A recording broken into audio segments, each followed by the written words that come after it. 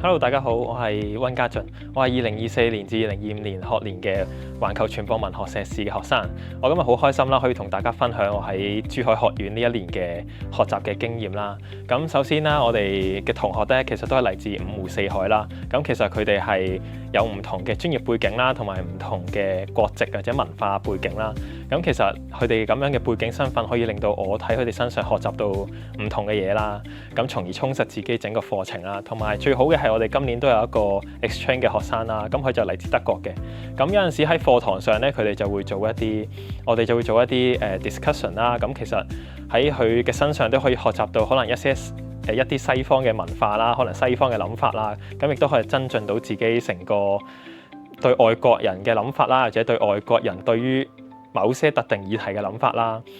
咁去到我哋最後呢個學科最大嗰個重點啦，咁就當然係一年一度，我哋就會同 CNN 有個合作啦。咁 CNN 都係一個國際嘅知名嘅新聞機構之一啦。咁我哋上年咧就好開心啦，可以去到阿布達比嗰度就進行大概一個10日左右嘅訓練啦。咁喺嗰個訓練嘅過程當中啦，我哋都可以同嚟自唔同國家嘅新聞系嘅學生啦，我哋可以喺佢身上度互相溝通啊，互相合作，大家一齊去整啲短片出嚟去做一個比賽啊，有個良性嘅競爭啦。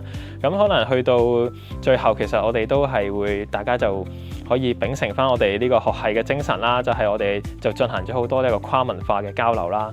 咁最後啦，咁就係我哋喺出發之前啦，我哋學校都提供咗好多嘅訓練課程啦，可能提供一啲即係真實我哋會遇到嘅情況啦，即係可能點樣去整一個新聞啊，點樣剪接啊，點樣去攞料啊等等啦。咁去到嗰度，我哋都係用得翻晒出嚟啦，因為我哋嘅老師係有好豐富嘅 journalism 嘅背景啦。咁呢啲係令到我哋可以學習到真實嘅世界係點樣運作咯。